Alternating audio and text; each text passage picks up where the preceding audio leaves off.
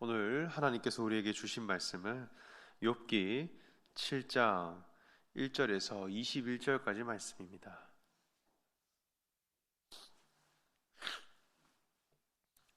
욥기 7장 1절에서 21절까지 말씀입니다.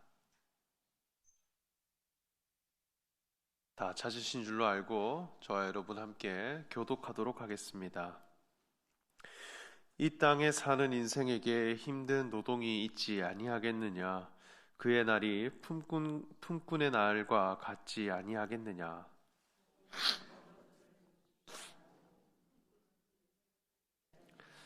이와 같이 내가 여러 달째 고통을 받으니 고달픈 밤이 내게 작정되었구나.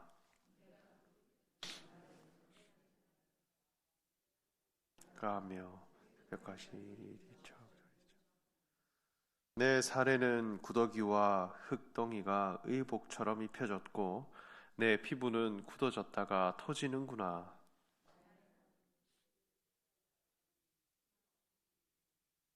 내 생명이 한낮 바람 같음을 생각하옵소서. 나의 눈이 다시는 행복을 보지 못하리이다. 주의 눈이 나를 향하실지라도 내가 잊지 아니하리.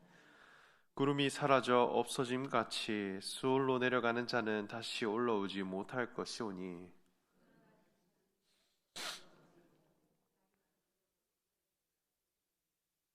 그런즉 내가 내 입을 금하지 아니하고 내 영혼의 아픔 때문에 말하며 내 마음의 괴로움 때문에 불평하리이다. 그래서 어찌하여 나를 시키니까 혹시 내가 말하기를 내 잠자리가 나를 위로하고 내 침상이 내 수심을 풀리라 할 때에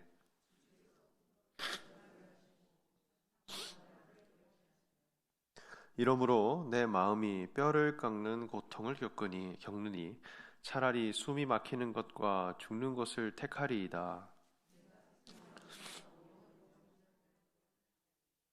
나는 오소서 내 날은 할 것이니이다. 사람이 무엇이기에 주께서 그를 크게 만드사 그에게 마음을 두시고 주께서 내게서 눈을 돌이키지 아니하시며 내가 침을 삼킬 동안에도 나를 놓지 아니하시기를 어느 때까지 하시리이까.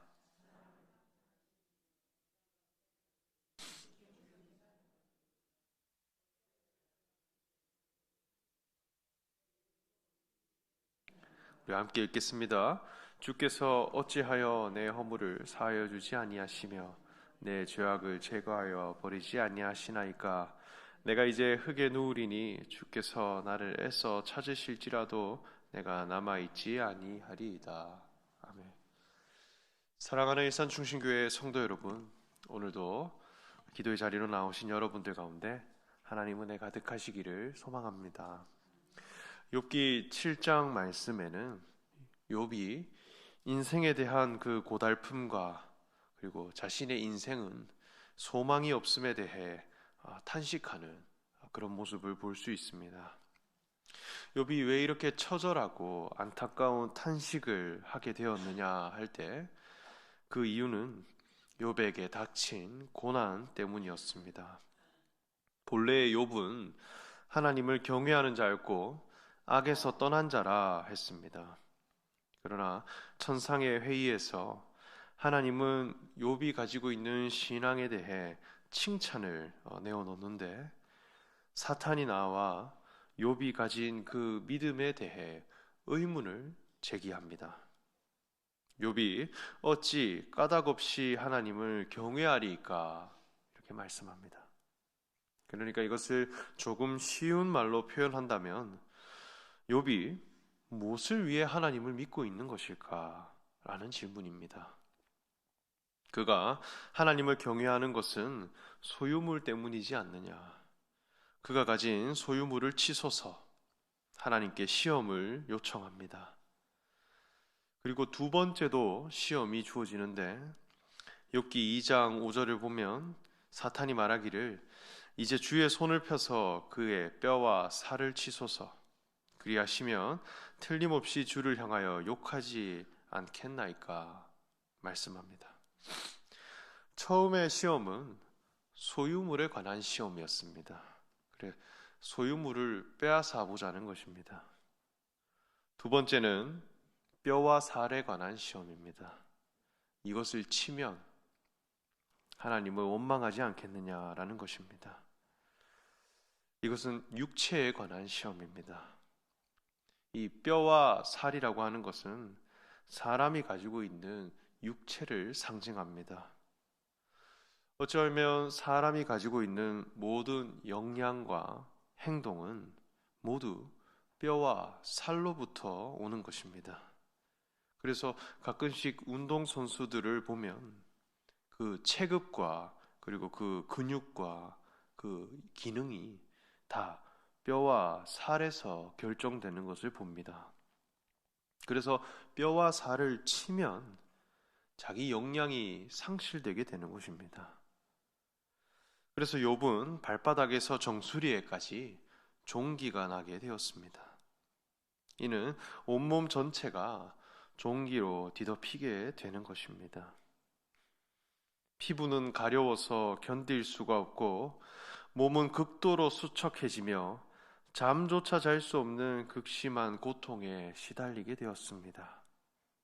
그리고 그는 제 가운데 앉아서 질그릇 조각으로 몸을 긁었다 말씀합니다.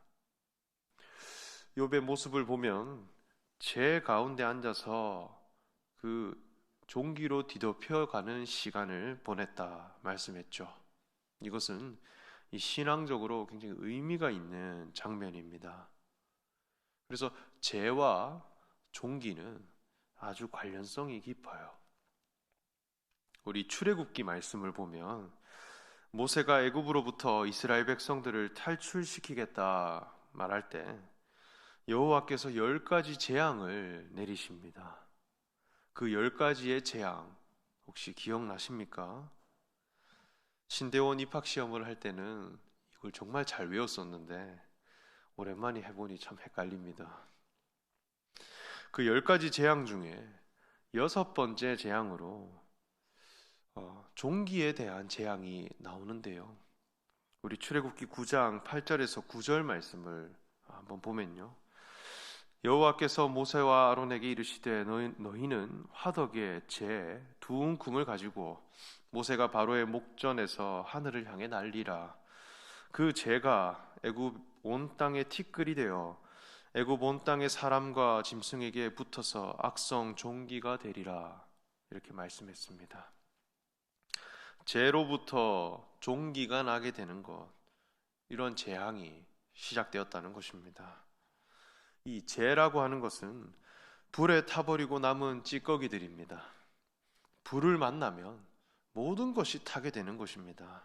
그래서 사람이 수고하고 애써서 만들고 이루어 놓은 모든 것들은 불을 만나면 한순간에 다 타버리고 재로 남게 되는 것입니다. 그렇게 남게 된 재가 종기가 되어 사람을 괴롭히고 또 그것을 안타깝게 해가는 것입니다. 인생을 살아가면 사람은 정말로 많은 것을 수고하고 애쓰며 무언가를 이루어 갑니다. 어쩌면 우리의 인생은 왔을 때는 빈손으로 온 인생인데 살아가다 보면 가진 스펙도 많아지고 학력도 많아지고 경력도 쌓입니다. 사람이 입고 있는 옷도 점점 달라지고 내가 걸치고 있는 직위와 학력이 점점 쌓아지게 되는 것이죠. 그러나 인생이 끝날 때가 되면 이 모든 것은 다 타버리고 한 움큼의 재로 남게 되는 것입니다. 사람이 아무리 위대하고 화려한 옷을 입고 있다 할지라도, 아무리 명품과 훌륭한 것을 치장했다 할지라도 화장터로 들어가게 되면 결국 한 움큼의 재로 남게 되는 것입니다. 그저 흩날리는 먼지로 남게 되는 것이죠. 그래서 육체의 결말은 늘 허망한 것이고 허무한 시절입니다. 그것이 나에게 괴로움이 되는 것입니다. 이 사람이 살아가는 모습을 이렇게 쭉 보면 자기가 굉장히 괴로워하는 순간들이 있어요. 그 사람이 왜 괴로운가 이것을 보면 자기가 이루어 놓은 모든 것들이 허망한 죄로 남겨지기 때문입니다. 이것이 너무 공허하고 허무하여 견딜 수가 없습니다. 내가 수고하며 애썼고 나의 뼈와 살로부터 이루어진 모든 업적과 공로들이 어느 순간 나에게 종기가 되어 나를 괴롭고 나를 안타깝게 만들어가는 것입니다. 견딜 수가 없으며 그 누구도 만날 수 없을 만큼 초라해지고 약해지게 되는 것입니다. 이것은 하나님을 섬기는 자로서 나아가는 데 있어서 반드시 마주해야 할 재앙이 되는 것입니다. 그러면 욥은 이렇게 재 위에서 종기를 긁으며 자신의 과정을 보내갔다 했습니다. 욥이 마주한 이 시련, 이것은 우리 신앙에 어떤 교훈이 있는 것일까요? 욥의 과정은 개인으로서는 굉장한 고난이고 고생이지만 하나님의 과정으로서는 검증입니다. 그래서 그것을 치솟아 그리하면 하나님을 원망하지 아니하니까 그 신앙에 대한 검증이라는 것입니다. 지금 신앙의 의혹이 제기된 상태입니다. 그가 가진 신앙이 소유물 때문이지 않느냐, 뼈와 살로부터 온 것이지 않느냐, 정말 무엇을 위해 하나님을 섬기는 것인가 한번 검증해보자는 것입니다.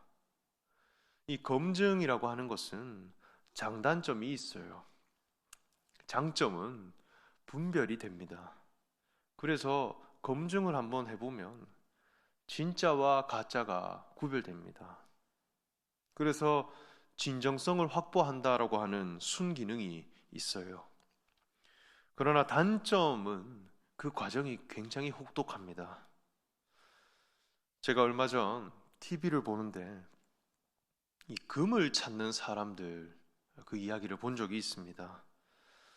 우리가 이렇게 금은방이나 또 세공업 그 매장에는 그 바닥에 금가루가 아주 많이 담겨 있다고 해요. 근데 일반인 눈에는 그게 보이지가 않습니다. 그래서 카펫이나 바닥에 그리고 커튼에 금가루가 아주 많이 묻어 있다고 해요.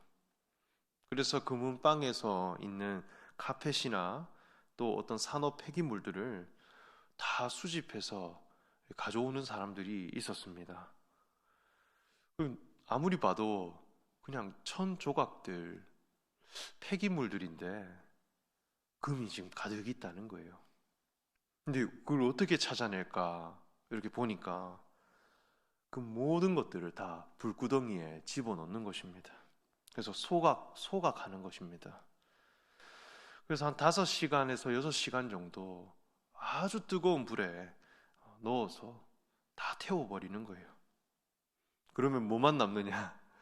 이 잿더미만 이렇게 남는데 잿을 다 걸러내서 잿 말고 남는 것, 그게 진짜 금이라고 해요. 그래서 모든 게 다 타버려서 잿가 되는데 그래도 타지 않고 남은 그 조각들, 그게 금이라고 이렇게 쓸어 담습니다. 그리고 이 금이 나오면 끝이 아니라 99.9%의 순도 높은 금을 확보하는 데 있어서 한 6, 7가지의 절차를 통해 이 검증하고 이 순도를 높여가는 것을 보았습니다.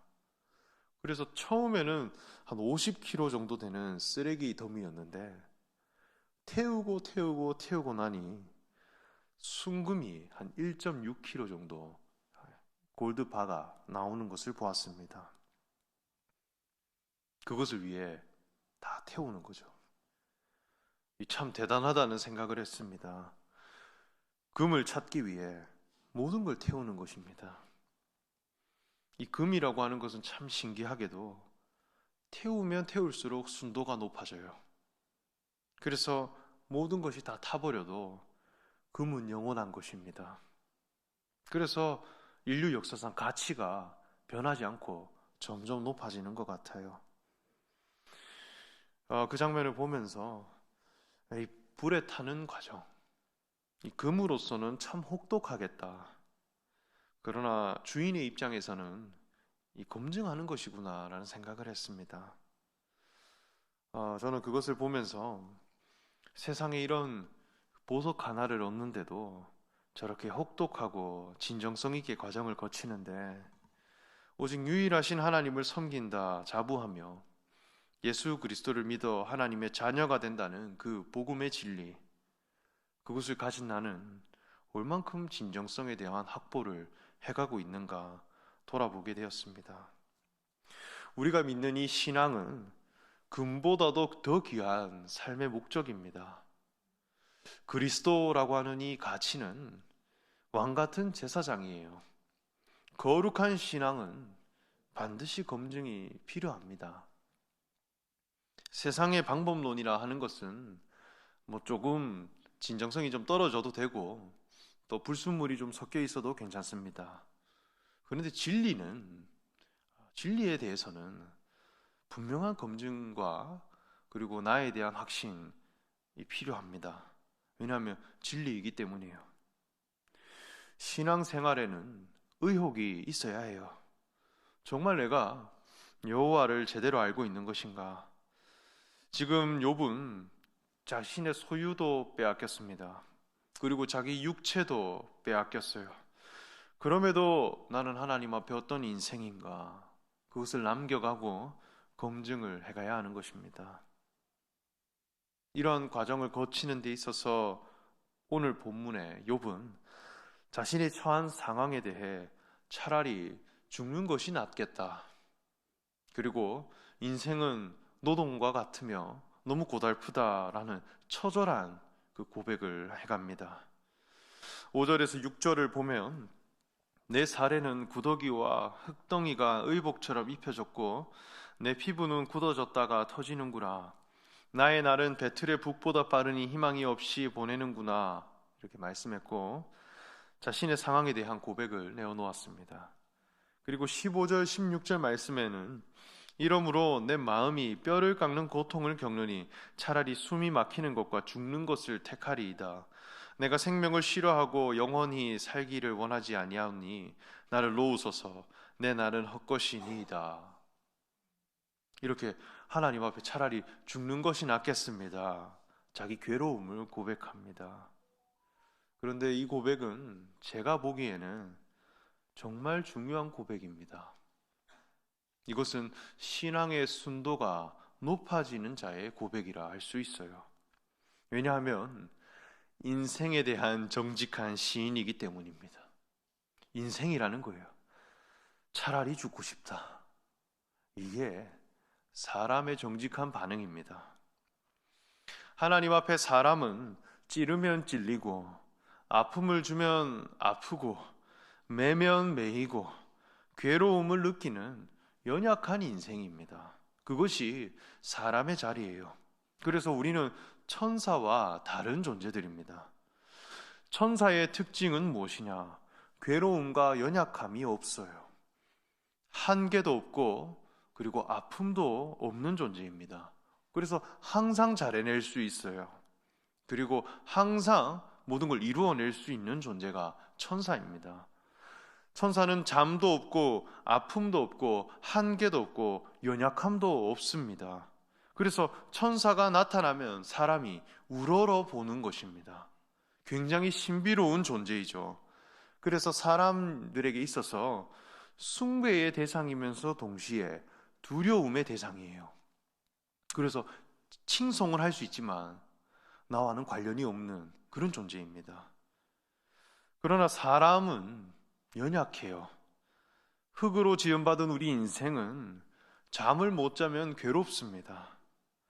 사람이 어떤 신념을 세운다 하더라도 잠을 못 자게 하면 한순간에 그것이 다 무너진다고 해요. 뼈와 살을 쳐보면 차라리 죽는 것이 낫겠다. 자기 실패를 고백하게 됩니다.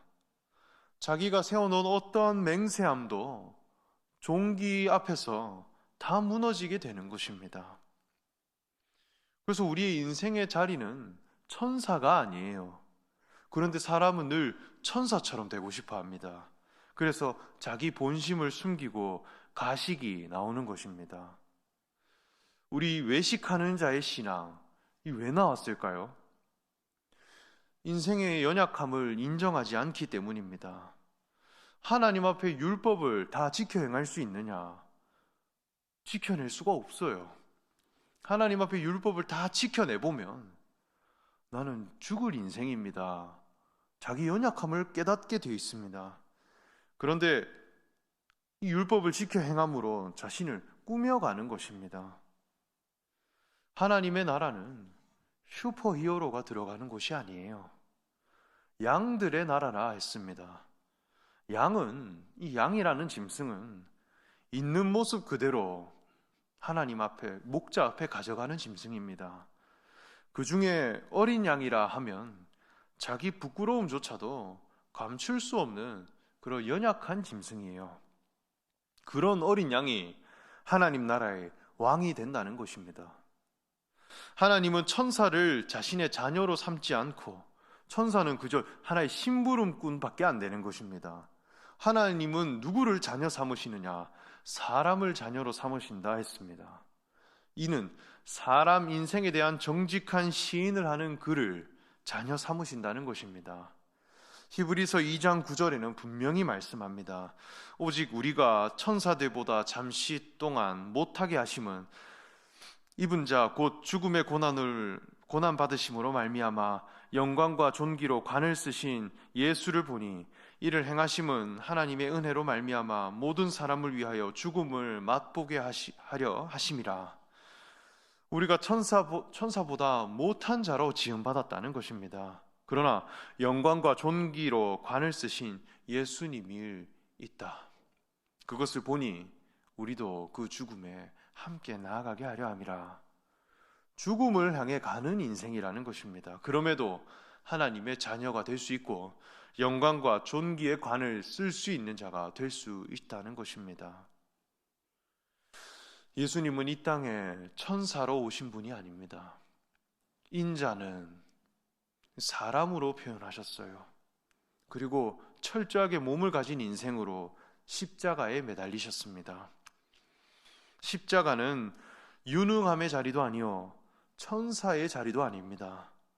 육체의 능력과 기능과 역량이 소멸되는 자리입니다.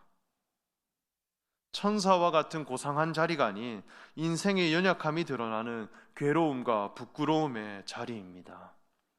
오히려 죽음을 시인하는 자리예요. 나의 하나님, 어찌하여 나를 버리셨나이까? 나의 하나님으로부터 버림받는 자리입니다. 내 모든 것이 불타서 재가 되어지는 자리예요. 그런데 그 속에 영원히 변하지 않는 그리스도의 생명으로 다시 사시는 은혜가 있었다는 것입니다. 이것이 그리스도의 승리입니다. 천사가 아니라 십자가인데 하나님의 자녀가 될 수 있다는 것입니다. 그래서 예수님은 우리에게 양식으로 오신 분이에요. 내가 먹을 만하고 내가 영접할 만하고 내가 하나 되기에 적합한 나와 동일한 인생으로 오신 분입니다. 그래서 기쁜 소식이 될 수 있는 것입니다. 복음이라는 거예요. 내가 듣고 자세히 보고 내가 눈으로 본 바요 손으로 만진 바라 하였듯이 말씀이 육신이 되어 우리 가운데 인격으로 오신 분이 된다는 것입니다. 내가 제 가운데 정직한 인생의 위치를 발견하고 고백하는 것은 정말 중요한 신앙의 과정이라 여겨집니다. 인생 가운데 심겨놓으신 하나님의 은혜, 이 비밀을 밝히 하는 자들이 되어 하나님 앞에 순도 높은 신앙을 찾아가시는 저와 여러분 되시기를 간절히 소망합니다. 욥은 이 모든 과정을 통하여서 내 인생이 너무 괴로운 인생이며 치면 치임받을 수밖에 없는 그런 연약한 인생이라고 하는 것을 철저하게 쏟아놓습니다. 노동과 같은 인생이며 차라리 이 고난을 받을 바에 차라리 나를 좀 죽는 길을 택하겠습니다. 이만큼 인생에 대한 처절한 고백이 없습니다. 이거 원래 우리의 본래 정직한 인생의 자리입니다. 그러나 이 자리에 심겨 놓으신 하나님의 섭리가 있고, 또 하나님의 의가 되신 그리스도, 그것을 표현하기 아주 적합한 위치다라고 하는 것을 예수님이 먼저 보여주셨습니다. 그 길을 걸어가시고 또 이 고백을 우리가 늘 묵상하시는 저 여러분 되시기를 소망합니다. 함께 기도하겠습니다. 하나님 감사합니다. 우리가 인생으로부터 왔으며 또 사람의 철저한 자리에 있음을 깨닫는 자들 되기 원합니다.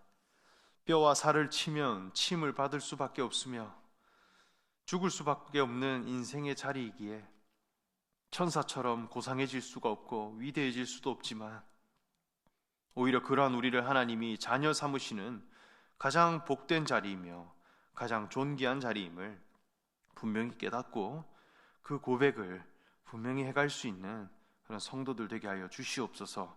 감사드리며 예수님의 이름으로 기도합니다. 아멘.